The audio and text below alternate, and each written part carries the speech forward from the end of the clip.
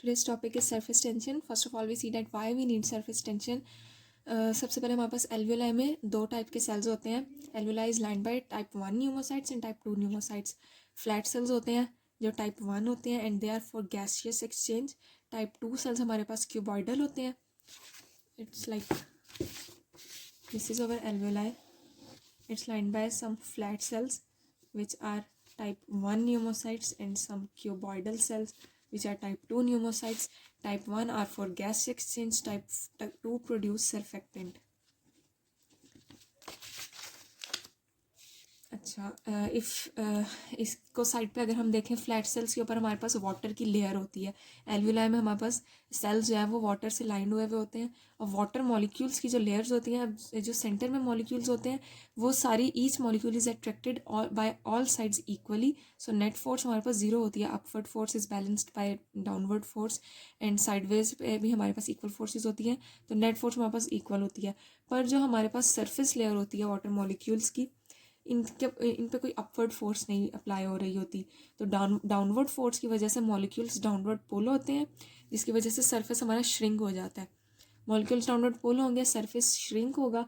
Molecules dive in होंगे जिसकी वजह से यहाँ पे टेंशन क्रिएट हो जाएगी.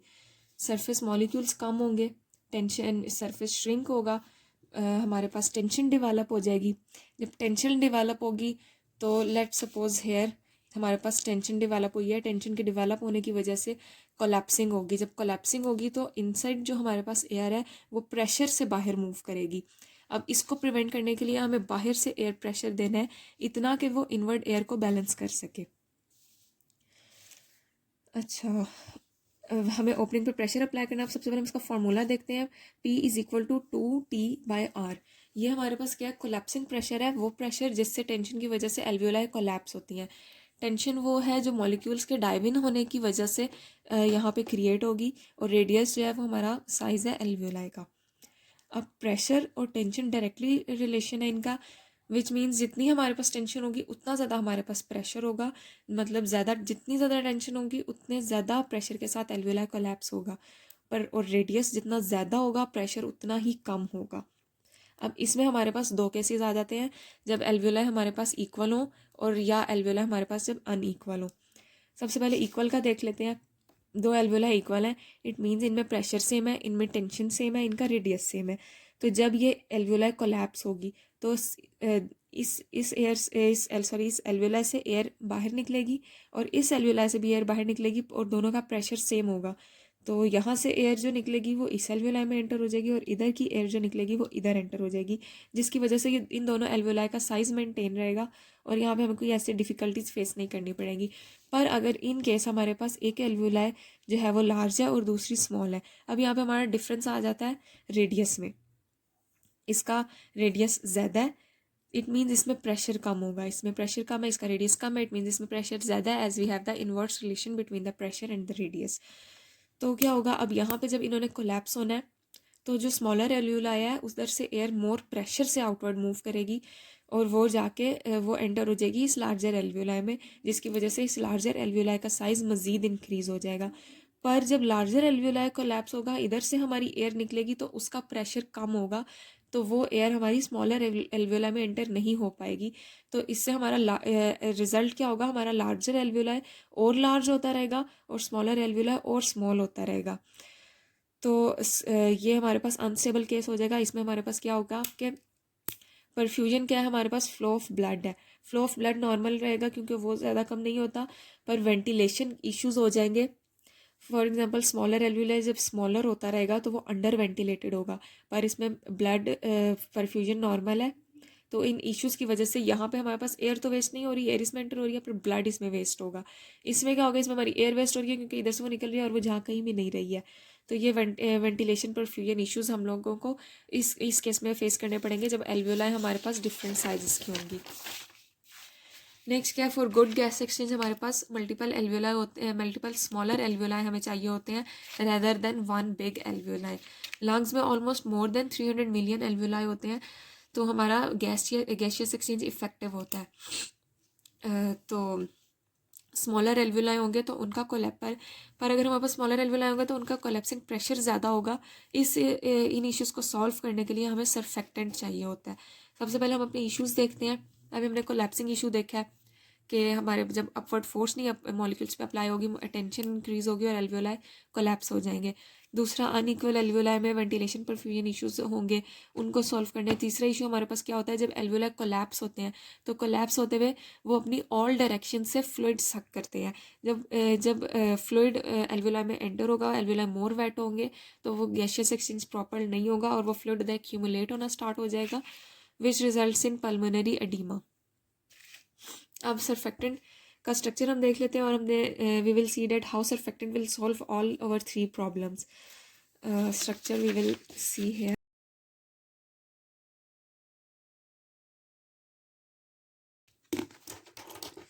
अब सबसे पहले लेट्स सपोज इसके जो ईयर्स हैं वो हमारे पास है फॉस्फोलिपिड्स।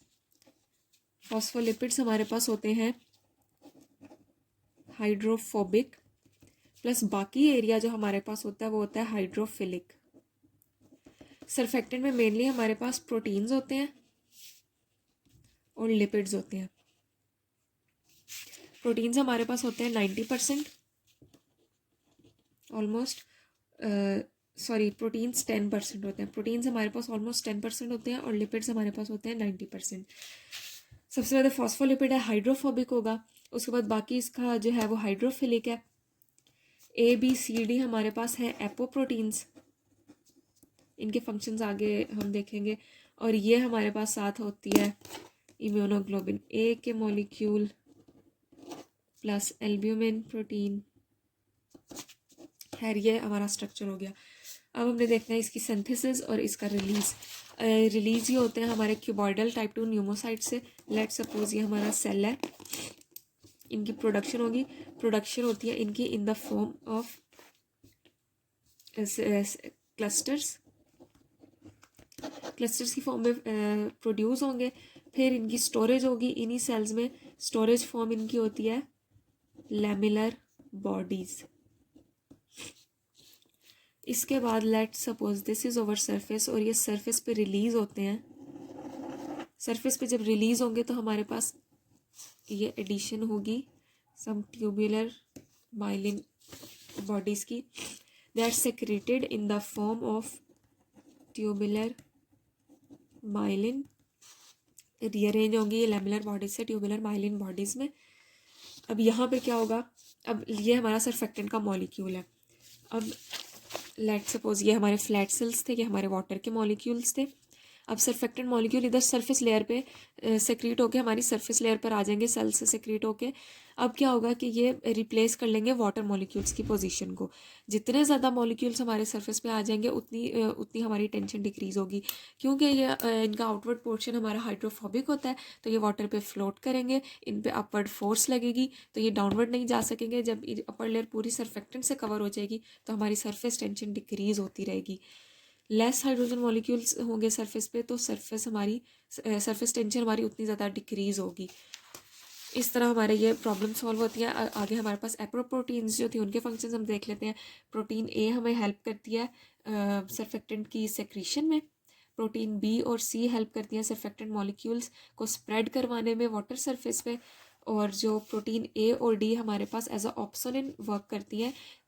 कोई भी बैक्टीरिया अगर हमारा एल्वियोलाई में एंटर होता है तो उसको फैगोसाइटोसिस के प्रोसीजर को फैसिलिटेट करती है, makes the bacteria tastier for the macrophages. तो एज अ रिज़ल्ट हमारे पास जो है वो कोलैप्सिंग डिक्रीज़ होगी, टेंशन डिक्रीज़ होगी, विच results in breathing force decrease होगी हमारे पास और लंग कंप्लाइंस इंक्रीज़ होगी। बाकी रेस्पिरेटरी डिस्ट्रेस सिंड्रोम है हमारे पास ड्यूरिंग प्रेगनेंसी 24th वीक में सरफेक्टेंट की प्रोडक्शन स्टार्ट होती है, बट वो उस टाइम पे बहुत लेस होती है और रीज़नेबल अमाउंट हमारे पास होती है after 35th week. 24th week में स्टार्ट होती है और 35th वीक के बाद हमारे पास इनफ सरफेक्टेंट होता है। और ये सरफेक्टेंट की प्रोडक्शन डिपेंड करती है मेटरनल लेवल ऑफ ग्लूकोकॉर्टिकॉइड्स पे। जितने अच्छे लेवल होंगे ग्लूकोकॉर्टिकॉइड्स के लास्ट वीक ऑफ प्रेगनेंसी में, उतना ज़्यादा हमारा सरफेक्टेंट प्रोड्यूस होगा। नॉर्मली क्या होता है जब बेबी बॉर्न होता है at the time of birth lungs हमारे बेबी के कोलैप्स होते हैं। जब हम ऑक्सीजन सप्लाई कट करेंगे फ्रॉम मदर तो बेबी में हाइपोक्सिया डेवलप होगा। हाइपोक्सिया का सिग्नल जाएगा हमारे ब्रेन में which triggers the respiratory centre in medulla. This signals to respiratory which result inspiration when baby inhales, lungs expand, air rush in and this is the first cry of baby. But जब हमारे पास baby born होते हैं before 37th week तो वो pre mature birth उसको बोलते हैं। Even if the baby is born before 35th week it's very premature birth, we have no surfactant. इस केस में क्या होगा कि सरफेक्टेंट कम होता है विच मीन्स हमारे पास टेंशन एल्विलाई में ज़्यादा होती है। जब हम सप्लाई कट करेंगे हाइपोक्सिया डेवलप होगा, स्टिमुलस आएगा भी तो एल्विलाई ओपन नहीं हो पाएंगे। जब हमारे बेबी के इंस्पायरेटरी मसल्स कॉन्ट्रैक्ट करेंगे तो एल्विलाई प्रॉपर्ली ओपन नहीं हो सकेंगे। बेबी को एक्स्ट्रा ब्रीदिंग वर्क करना पड़ेगा विच results in decrease in compliance. Compliance का पूरा लेक्चर इससे नेक्स्ट में वी विल डिस्कस। एंड ये पूरा जो प्रोसीजर होता है इसमें एल्विलाई हमारे एक्सपेंड नहीं हो पाते, इसको हम बोलते हैं रेस्पिरेटरी डिस्ट्रेस सिंड्रोम।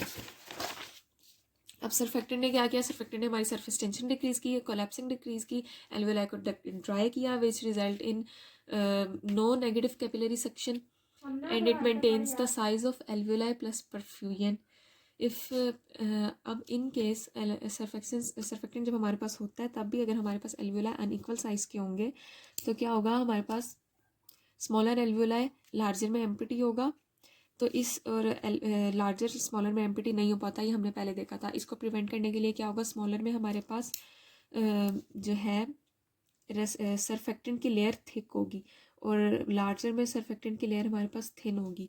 इससे क्या होगा कि जब स्मॉलर एल्वियोलाई एम्प्टी होगा लार्जर वन में तो सरफेक्टेंट जो है वो थिक होगा जिसकी वजह से टेंशन नहीं कम होगी। टेंशन कम होगी तो साइज़ डिक्रीज़ नहीं होगा स्मॉलर एल्वियोलाई का। इसी तरह लार्जर में सरफेक्टेंट कम हो, थिन लेयर होगी सरफेक्टेंट की जिसकी वजह से टेंशन ज़्यादा होगी और it will increase the pressure. Otherwise यहाँ पे प्रेशर बहुत कम होता है। जब प्रेशर इंक्रीज़ होगा तो फर्दर इसकी एक्सपेंशन नहीं होगी, एल्वियोलाई इनलार्ज नहीं होगा। तो ये surfactant solves this unequal alveoli problems.